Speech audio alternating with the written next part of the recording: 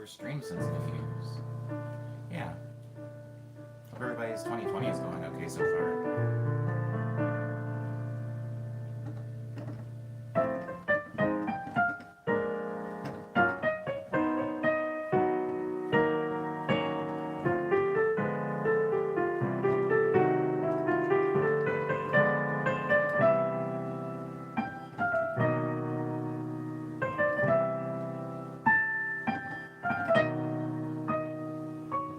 Oh, hi, Leah.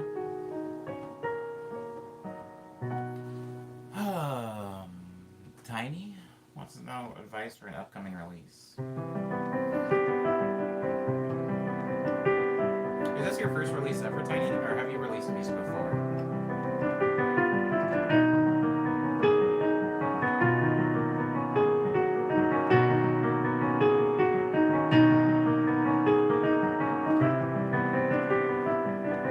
What are you releasing it on, Tiny? Like what platforms?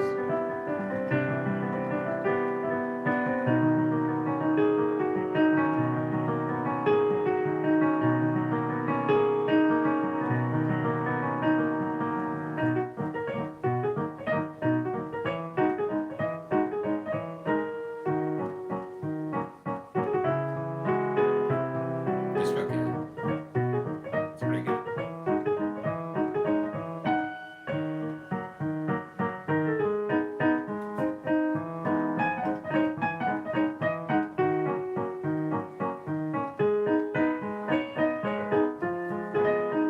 Why not both?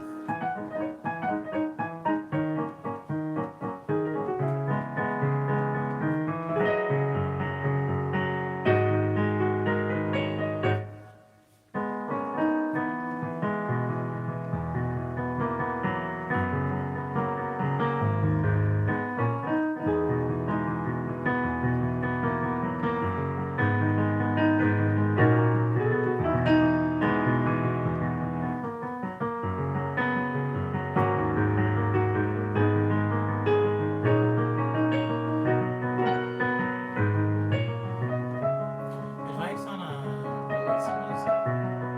I mean, you mean like promoting it?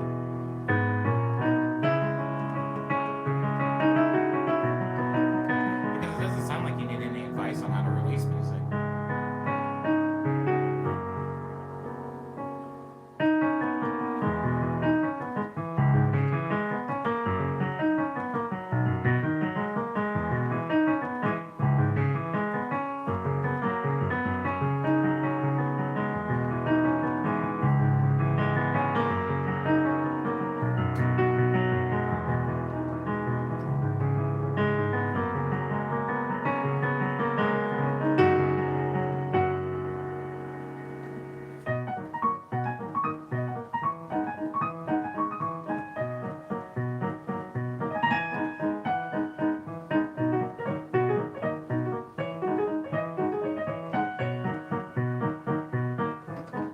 Anything interesting as far as promotion?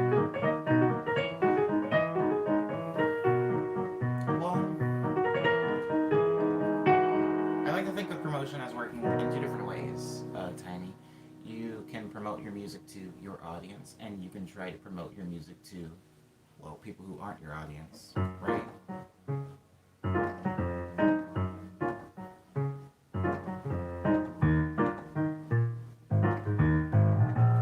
You have platforms, right? You're currently on YouTube. Um,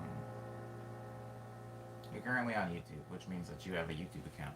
You can promote your music on YouTube by making videos for it. For example, when I usually want to promote a song, I will make videos of myself playing that song. If you're not a proficient live musician or you don't have an instrument that you can play, it's not bad.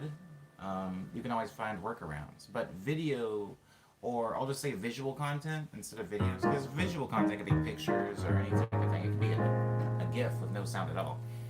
Visual content, I feel like, has some advantages over sound, right? And that when somebody sees something, usually it sticks with them a little bit more than a song would, you know? For a song to get stuck in your head, you usually have to listen to it. You usually have to listen to it for quite a while for it to get stuck in your head, unless it's just one big earworm. However, visual stuff sticks with people for a little bit longer. So, if you're trying to promote your stuff, try to think of visual ways to do that that aren't simply putting out a text post that says, "Hey, new EP is out now. Go listen to it at this link and this link and this link." Well, that can be an effective way to promote music, or anything for that matter. Having something that's visually captivating or interesting can go a long way.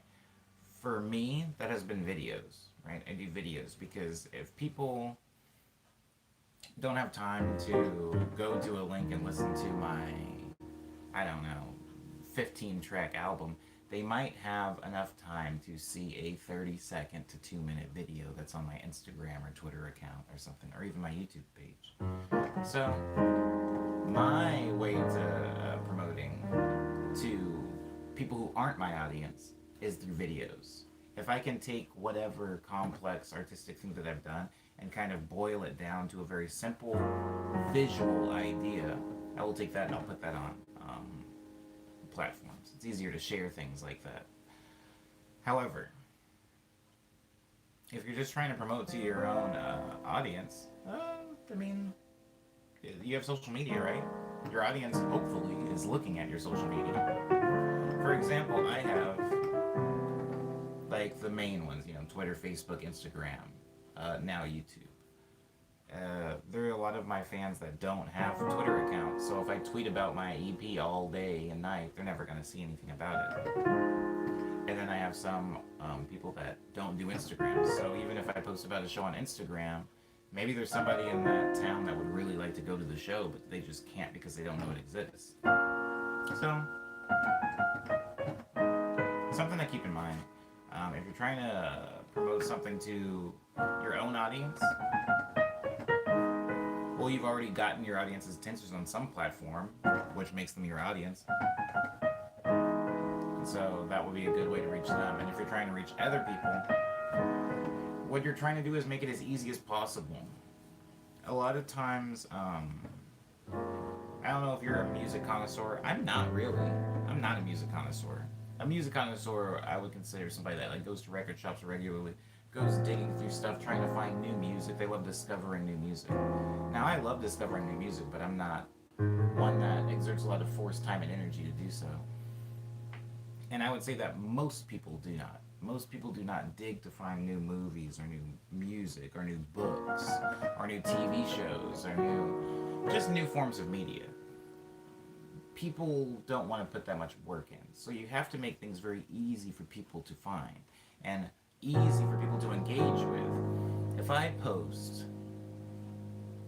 a song link, right, even if that gets retweeted onto somebody's Twitter feed, or if that gets reposted onto somebody's feed, they still have to click play. They still have to be interested in the song enough without hearing it to click play. That's a pretty big ask for somebody. That's like asking somebody to rent a movie from, well, let's not talk about that. I guess people don't really rent movies anymore. That's like asking somebody to go to the library and check out a book just purely off of the way or I guess the name of the book, or that it's there. Usually that's why books will have interesting covers, because usually an interesting cover will compel people to actually open it up and read and see what's inside. However, songs are not books. And very, very rarely does interesting album art make people actually listen to a whole album. There was a day when that was a thing. I just don't feel like that day is here anymore. Don't get me wrong, interesting album art is very important, but I don't think that people are simply en masse running around through record stores and picking up something that has an interesting picture on it and then buying it, taking it home and listening to it.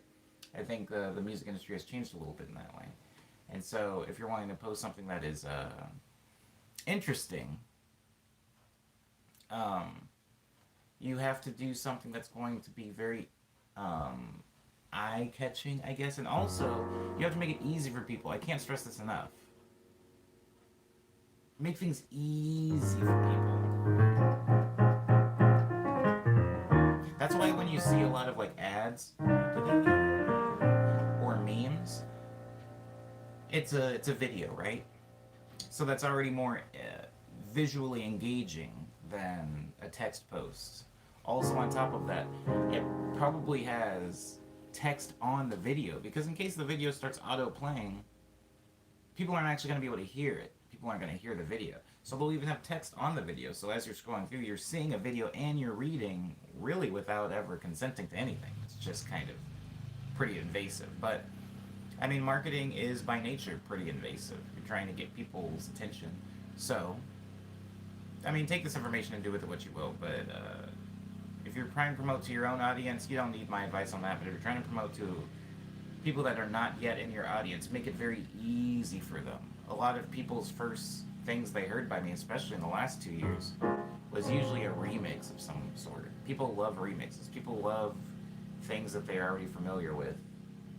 People don't necessarily like to embark on new things. So, a remix is kind of like a tit for tat compromise of like, I'm going to give people new musical ideas.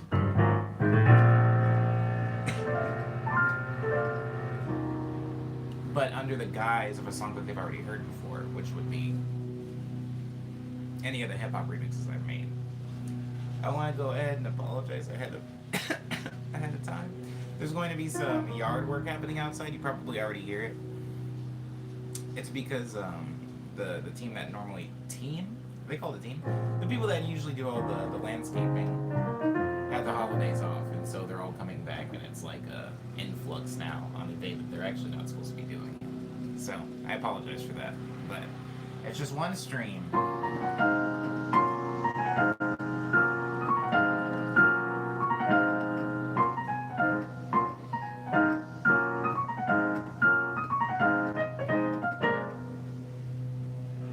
I would love to do something with that corporation.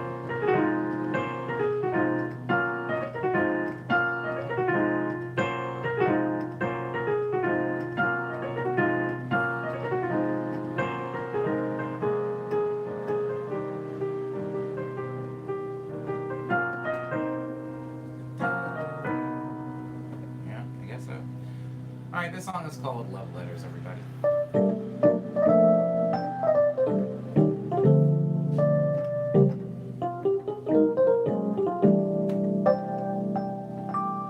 Hi, Nicholas, by the way. What you drawing?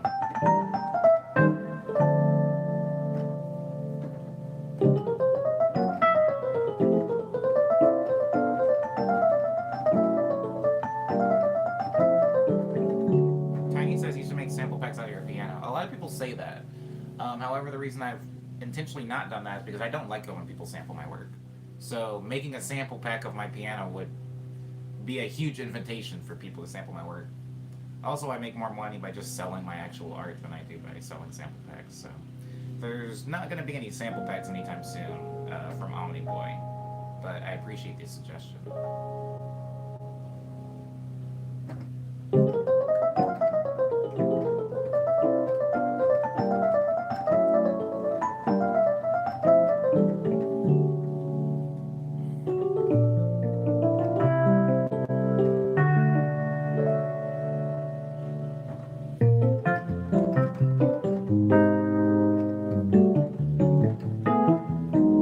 panels.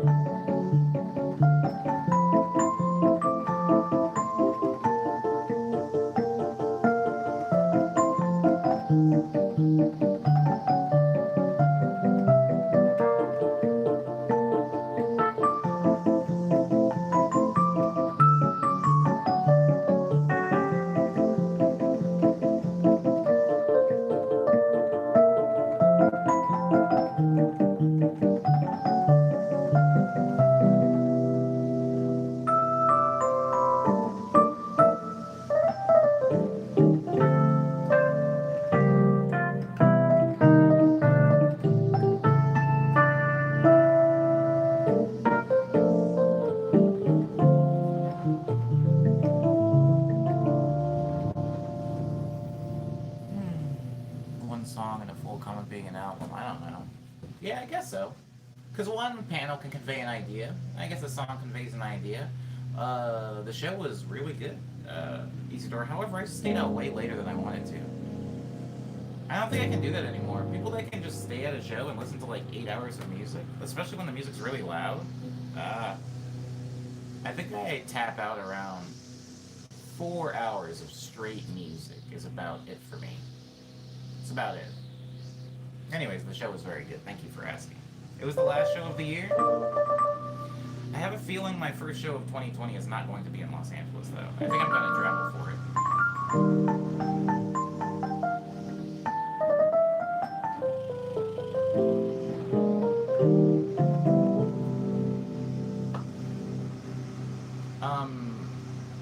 For those of you that are just now joining the stream, there is some landscaping going on outside.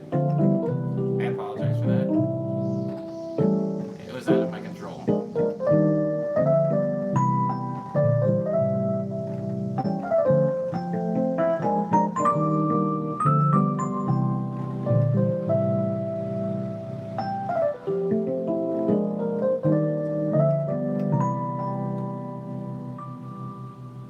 Barcelona would be cool, yeah.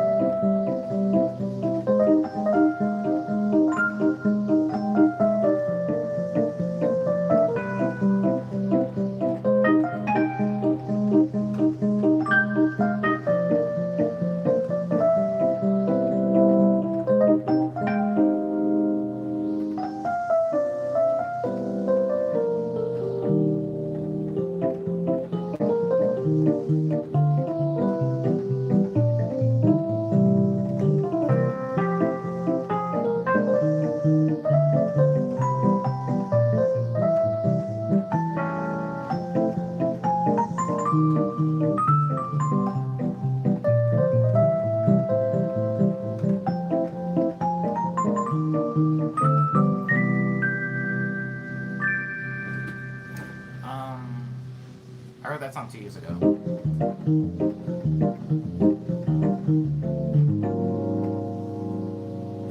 We met in 2017 on Twitter, says Filthy. Word up. I'm still here. I hope you've had a good 3-ish years since I last interacted with you, maybe. Hey, I haven't been able to catch one of your streams recently. Just wanted to pass by and say Happy New Year. Best wishes from France. Aw. Best wishes from the United States. I hope that everything is going well in France. And thank you for joining the stream. To another good year. Now for a song that I wrote more recently called Double Let's.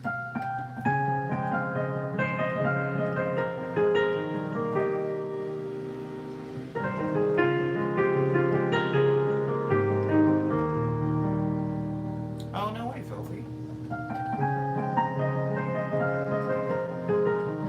What kind of music?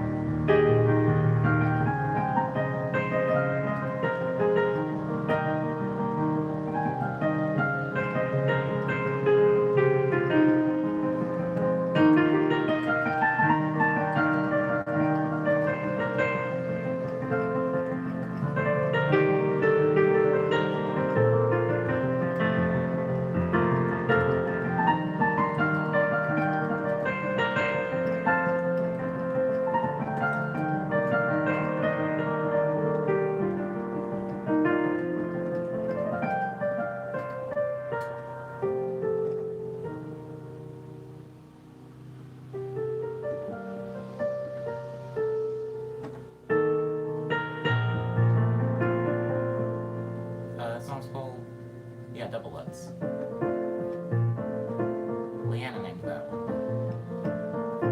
I don't know, about a couple weeks ago, maybe a month ago. Leanna, when did you name that song?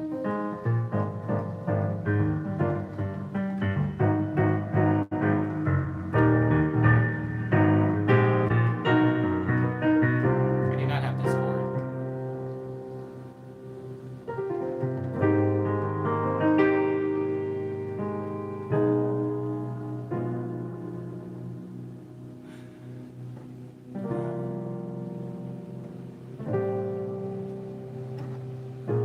My only purpose this year, Easy Door, is to keep making music, I guess.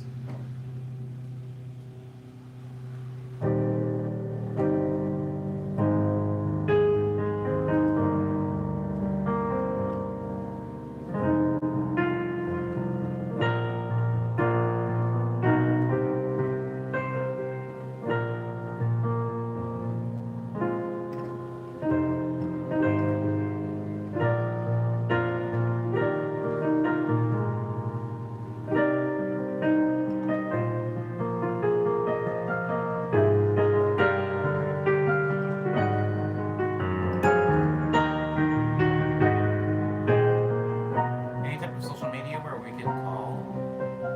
I don't really do calls.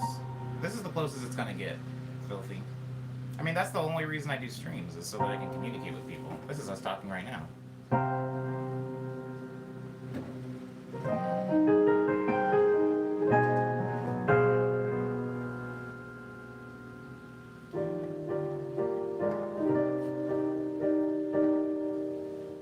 I'm trying to do like drills of the vanilla chord progression as often as possible so I can commit it to memory.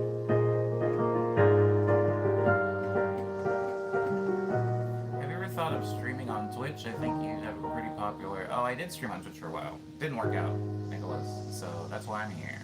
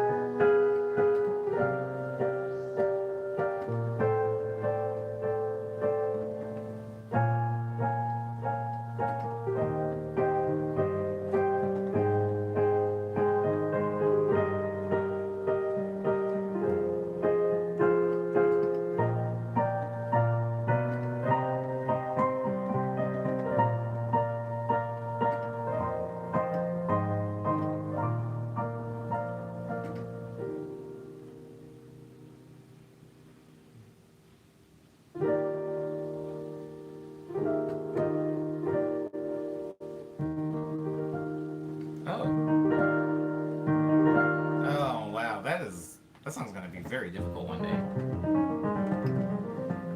Do you, as an artist, any artist in the stream, ever embark on something? Maybe creating something? And as you're creating it, you can feel yourself creating beyond your means of skill? Like you're making something that you can't make? Does that make sense? You're visualizing something that you can't do, and so you're teaching yourself to do it as you're creating? Such a nightmare. But at least it signifies growth, right?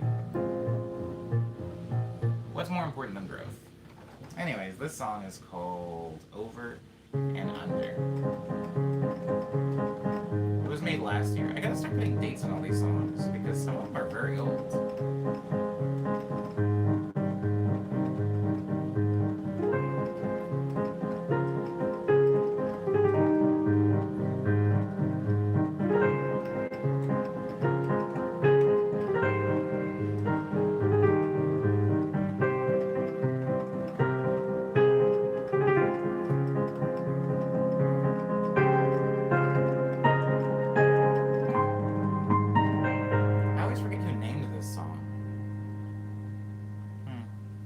learning to write has been extremely difficult, says Nicholas.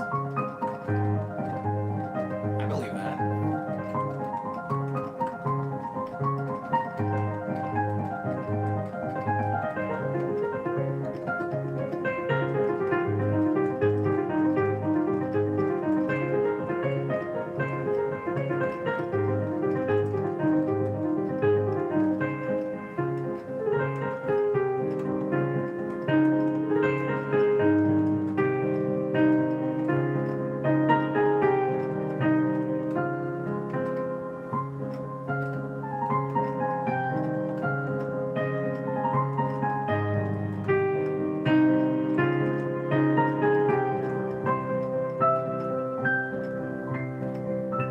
How do you deal with creative prologues? Taking a break. You're not a machine. You're not supposed to write all the time. You're not supposed to be awake all the time. You're not supposed to be able to eat all the time. You have to do everything in moderation. And so, if you're having trouble writing, sometimes taking a break can help that.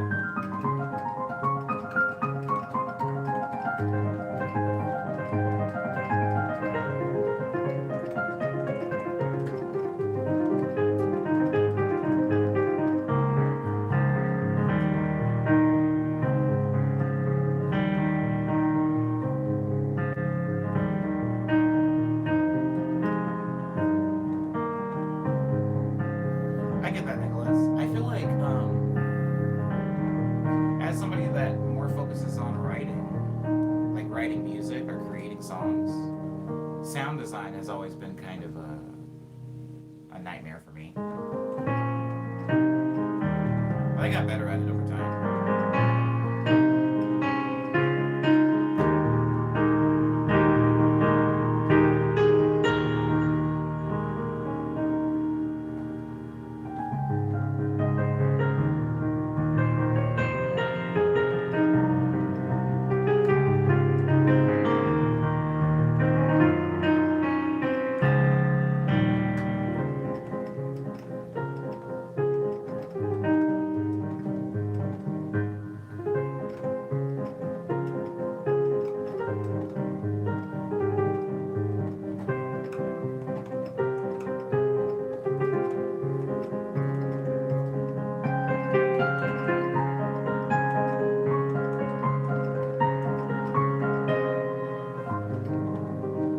I feel like, since this is the first stream of 2020, I should have done something different. But I'm not gonna, because I have to get to 100 first. And this is only like, what, 45? It's only stream number 45. The show on New Year's Eve went well. It went well. I played a few songs that I hadn't played in a really long time. Kind of felt weird. There's a song that I have, a few of you might be familiar with it, called Waiting by well, me and Tribes. Tribes is the vocalist on it.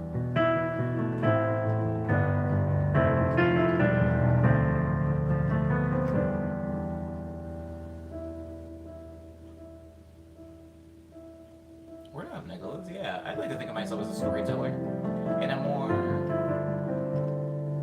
obvious sense, like with Speed Dream, and then in maybe a more abstract sense, like with Daydream.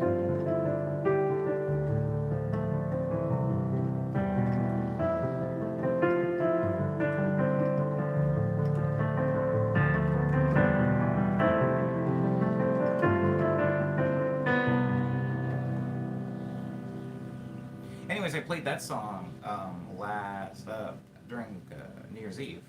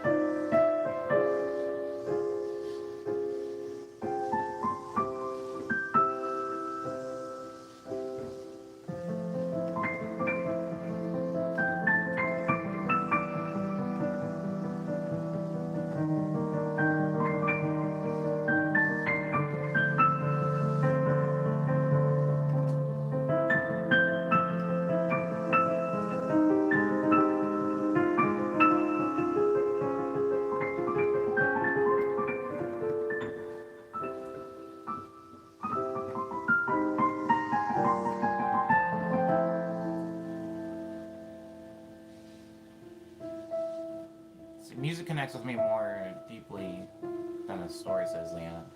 How so? What if the music is a story? Or you mean just the sound more than what the story could be? Sounds very pure from a storytelling, word language doesn't get in the way. Oh. That does make sense though, Nicholas. I've said that a lot. Even as somebody who can't read music and therefore can't really communicate with classical musicians, I've always felt that music has been the one thing that I've been able to take from other cultures at even a young age and take inspiration from it, right? It's hard to understand the very subtleties in regional storytelling, right? If you look at a French film, if you look at 50 French films, and then you look at 50 American films, you can sense cultural trends amongst the two that don't match up.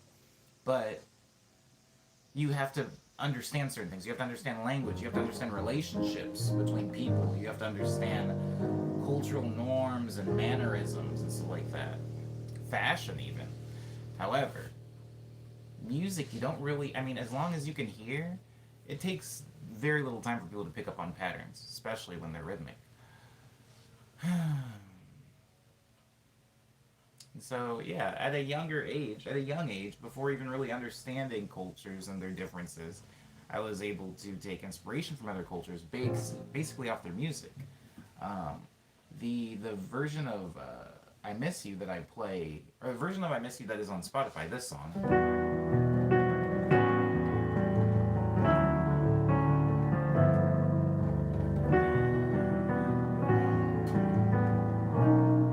that song, the live version of it sounds like this.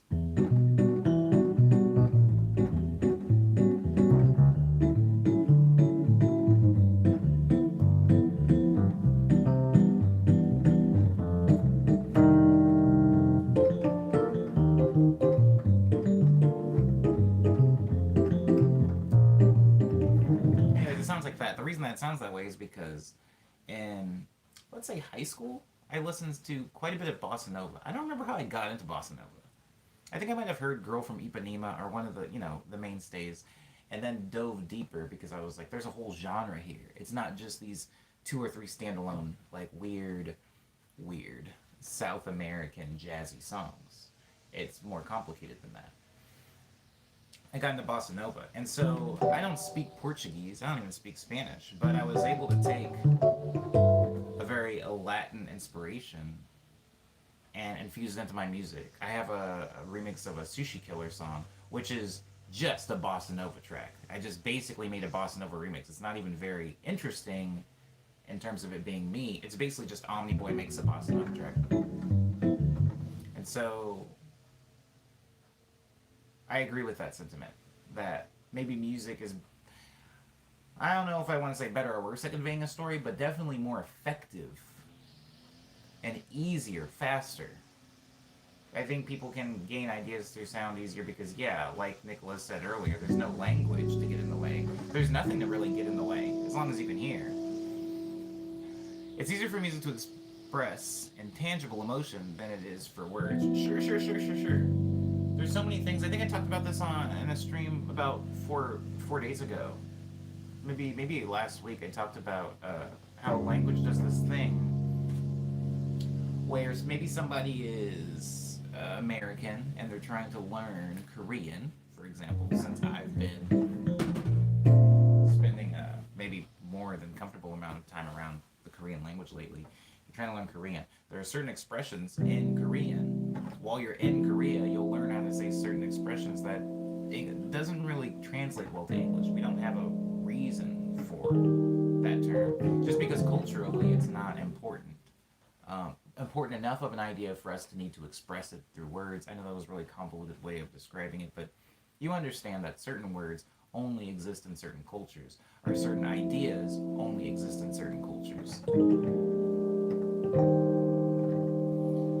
But the feeling, I think we can all understand. It's just that sometimes words don't translate so well. I can't think of any off the top of my head.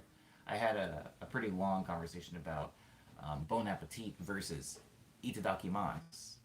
A lot of people were saying, oh, what is our version? What is the American version of Itadakimasu? And people would say, well, if think about itadakimasu as something you say before you eat. And it's Japanese, by the way. Think about something you say before you eat.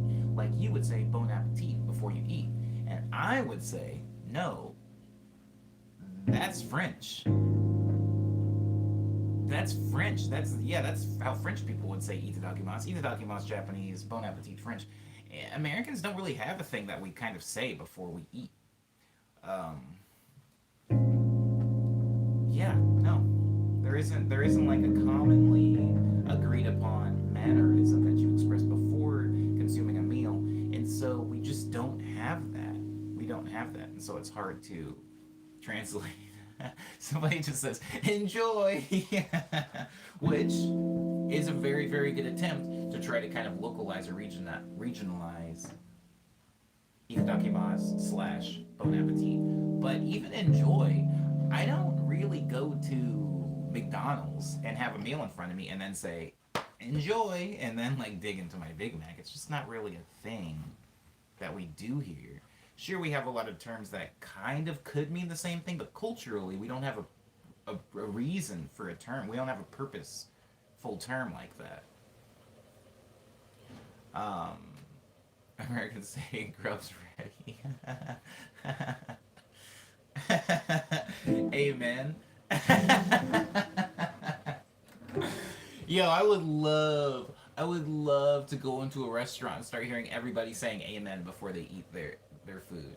I think there are some people that do, but I don't think it is an American cultural thing in the same way that bon appetit or itadakimasu is. And so all that drives back to Nicholas's point that yeah, language can get in the way sometimes. We understand the sentiment, but we don't have a linguistic way to describe it in our culture. So sometimes it's kind of hard to, it's kind of intangible, like Leanna said. I hope everybody's having a good 2020 so far. I've done jack squat. I have done nothing so far this year. It's been nice.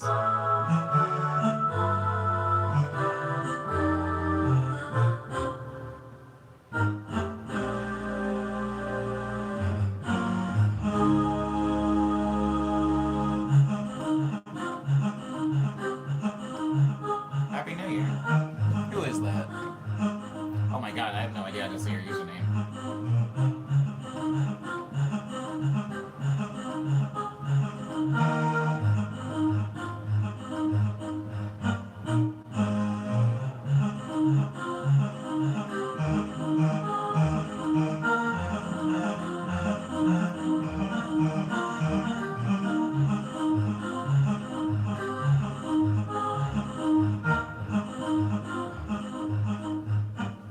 I made progress on cleaning my room, says Leanna. Hey! You look happier, says Isadora. Happier than what? 2019? I feel the same. I feel pretty much the same, but I'm glad I look better. Or I look happier, I should say.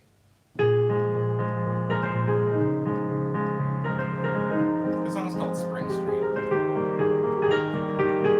It has a new bridge now too, by the way.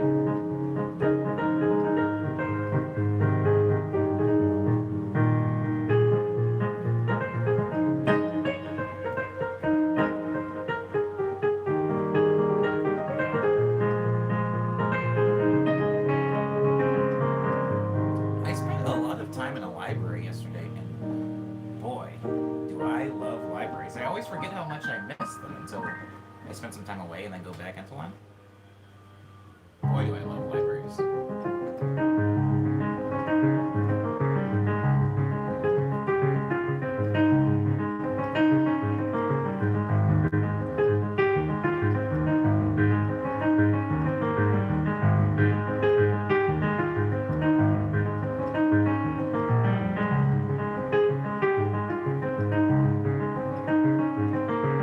How are you?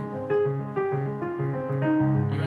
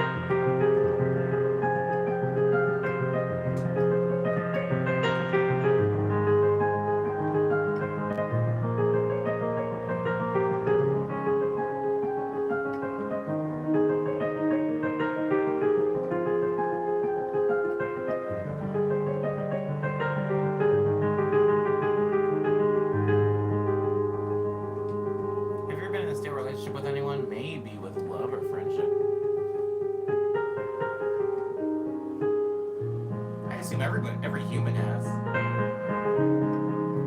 It's like I assume every human has eaten stale bread at one point. These are just inevitable points of the human condition.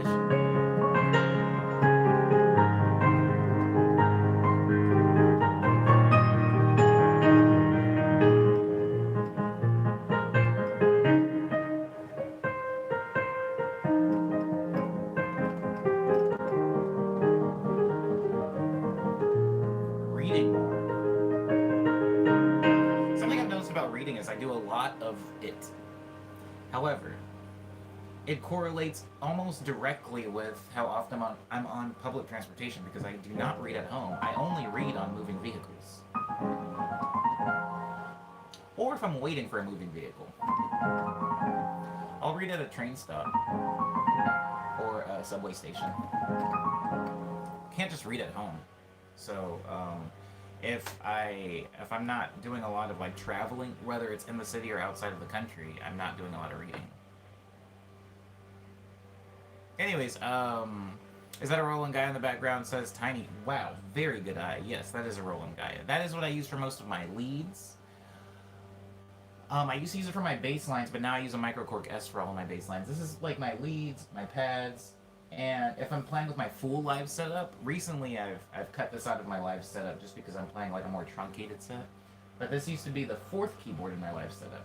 The other three being a Microcork S, a Yamaha MX61, and a come on Omni, know your babies, Roland Gaia MX61, Microcork S, and a Yamaha Reface CP. Audiobooks is the solution. There's something weird and interesting about audiobooks. Isadora, I think some weird form of literary elitism has scared me off of audiobooks. I feel like it's not really reading. I feel like I'm not actually... I feel like reading is getting a story, right? I am consuming a story. But I feel like also reading, like reading, like looking at the words and parsing what they mean, something is going on there that I feel like is important. And I feel like when I listen to a book being read, I'm still getting the story, but I'm not reading. And something about reading is important to me, or my eyes, or my brain. I think reading is strengthening some muscle in us, but I don't know what it is.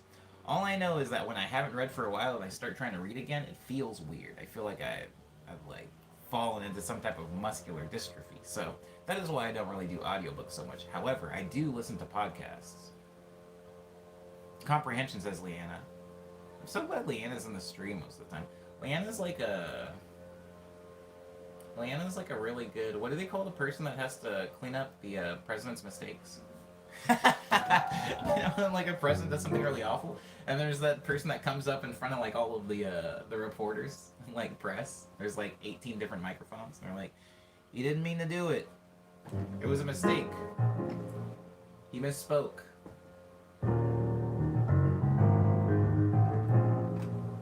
A press secretary?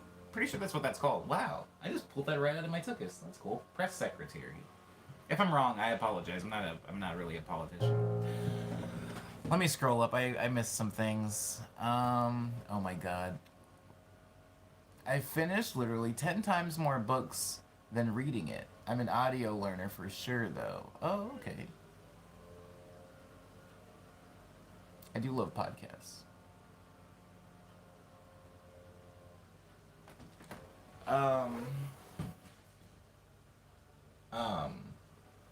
Who would want to help R. Kelly? I think that maybe podcast, because I'll admit, I used to listen to a lot more music before I started listening to podcasts.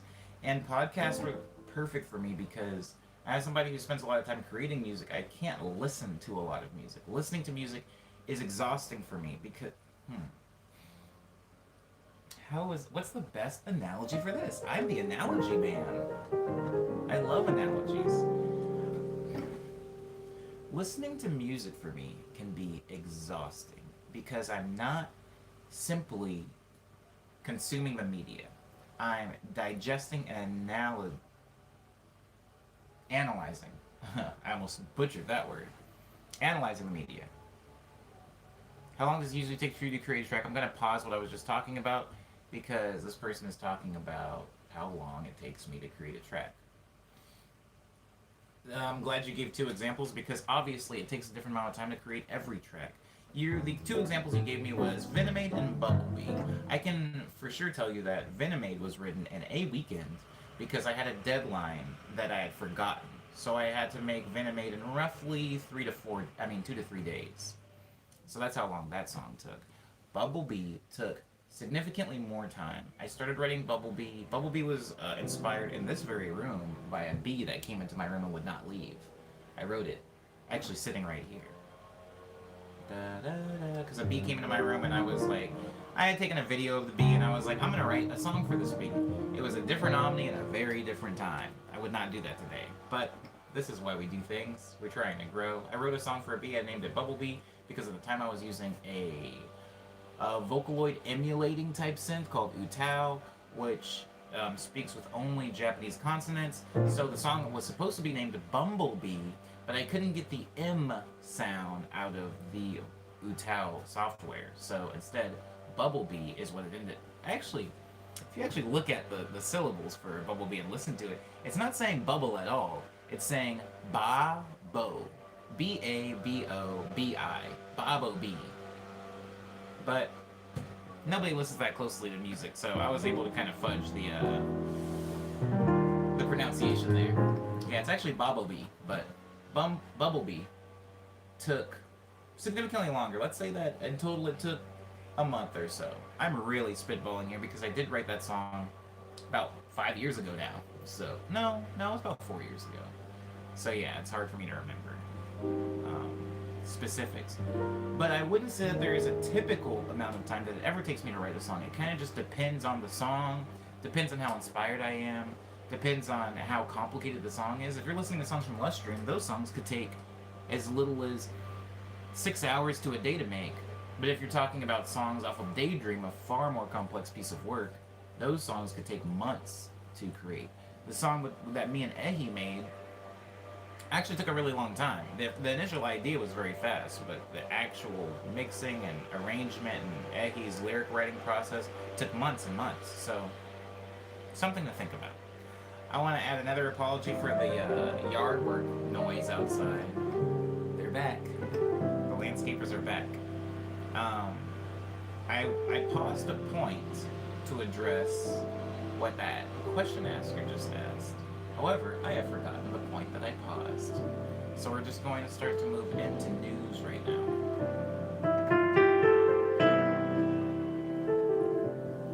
Guys, I played a show on Christmas Eve. New Year's Eve. It was really good, actually. It felt nice to end the year doing what I enjoy doing. However, I think that might be the last New Year's Eve show I play for a while. I kind of just want to enjoy Christmas Eve the same way that, all the normies appreciate it, which is just by going out and spending time with people. I don't want to be working on New Year's anymore. I will link everybody to it when I make my shirt.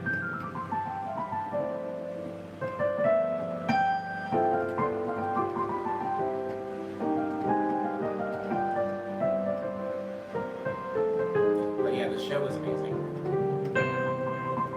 If you were there, thank you for coming. If you were not, I totally understand. It was a very busy holiday for all of us.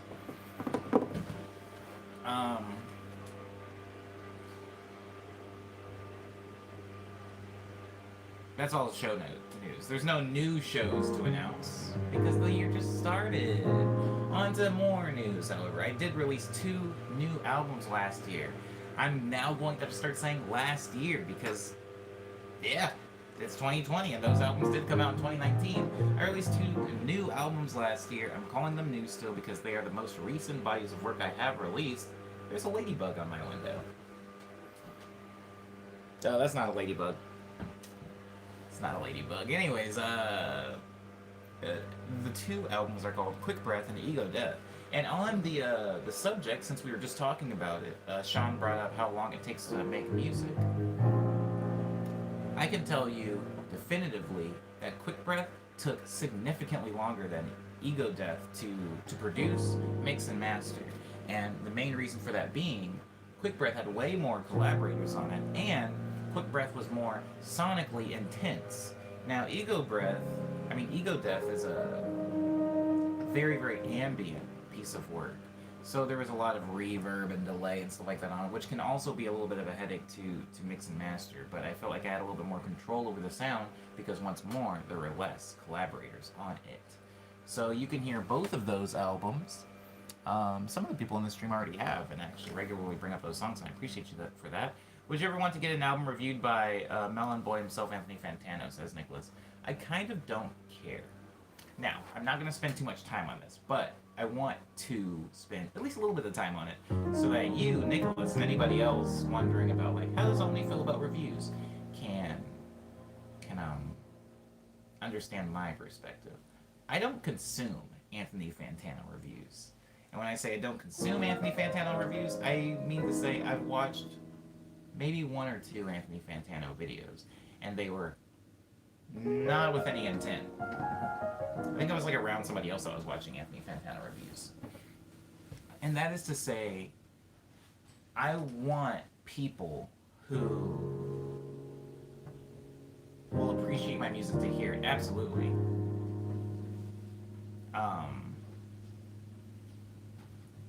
But I don't necessarily care for, I guess, like YouTube reviews of music. Especially when that person has the audience of a musician, like of the musicians that are putting out the music. I think that it's cool, and I like that they're doing it. But I also feel like when you have fans, typically fans will take your word as gospel, and if you are telling your fans something is unequivocally bad, then well, I don't have to tell you how much of a slippery slope that is. However, you're asking me strictly on a promotional basis would I want my music to be reviewed by him, and that lies the real question. Do I want people to know my music exists? Yeah. Do I want them to know my music exists through Anthony Fantano? Not necessarily. Do I want them to know my music exists through a Sprite commercial? Not necessarily. Do I want them to know my music exists through a movie? Actually, yeah, probably through a movie would be nice. I mean, movie scoring is eventually what I want to get into doing at least once or twice in my life. But to answer your question definitively, do I want Anthony Fantano to review my music? Not really, no. I can claim indifference on that. If he did, that's fine. If he never does, also very, very fine. Every Igloo Ghost release should be a 10 out of 10. Anthony Fantano clearly couldn't see that. Igloo Ghost is good. Igloo Ghost is very, very, very good at what Igloo Ghost does. I have not seen him in a very long time. I haven't even played a show with him since, well, last time I played a show with him, Leanna was there, actually. So, yeah, I haven't played a show with him in quite some time. Hello, Lindsay.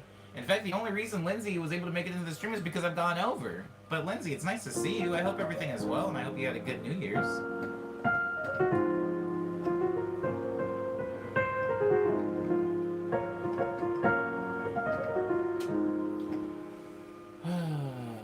He passed me onto the stairs, on the stairs to the roof. Word up. It was a pretty small venue. I had a very calm and relaxing New Year's. How was yours? Mine was the opposite of that. Very stressful and chaotic. But I got paid, so in essence, isn't that what we're here to do? Just suffer a little bit to get paid a little bit? Guys, I have two new albums out called Quick Breath and Ego Death. I talked about them briefly. Quick Breath took a little bit longer to make than Ego Death. Ego Death, I feel like, is my take on ambient music. Quick Breath feels more so like my delivery on what was happening on my social media feed. I'm going to spend very little time here, guys, maybe 2 minutes tops. So, if you've listened to my dream series, like Nice Dream, Love Dream, Speed Dream, Daydream, Lush Dream, etc., you probably have noticed that they change a lot. There's a lot of genre switching throughout those releases. There's a lot of genre switching throughout those releases.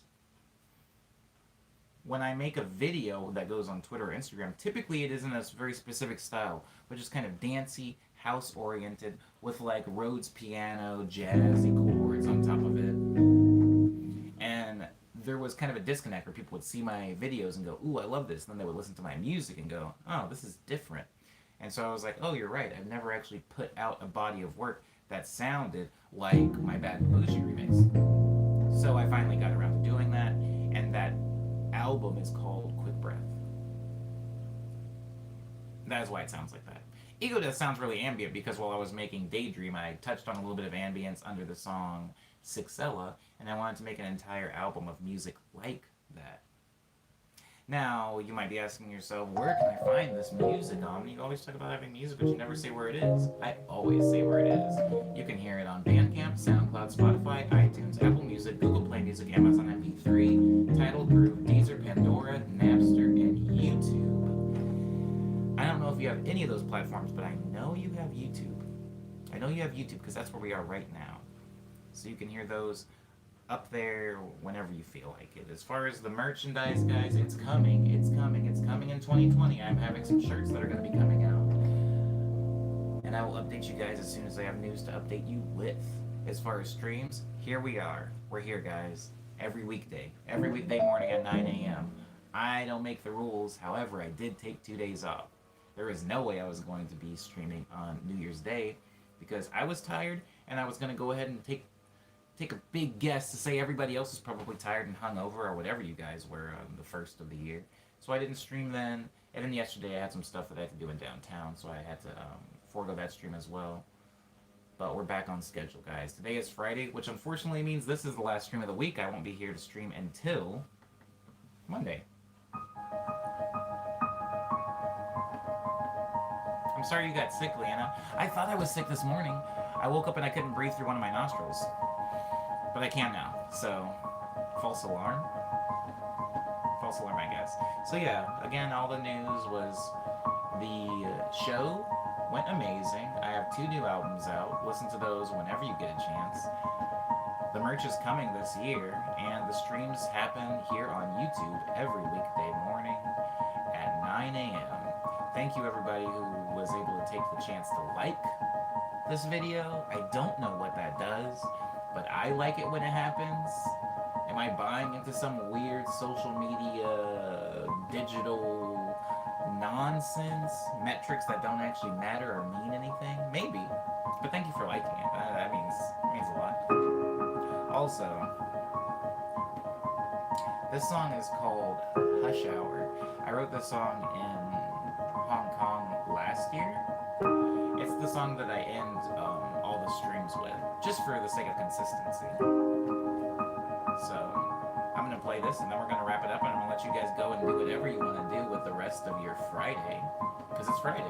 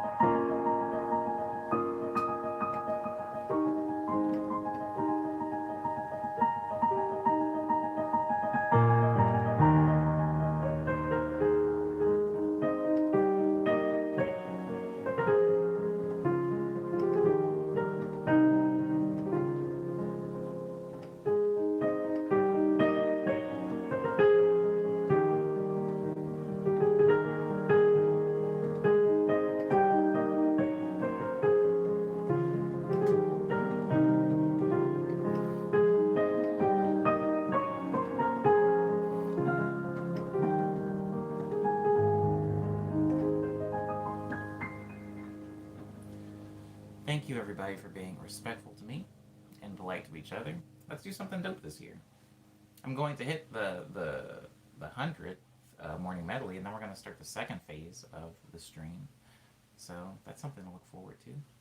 I hope you guys got something fun planned for your Friday. I will see you guys here at 9 a.m. on Monday, and until then, be safe. Abba. Mm-hmm.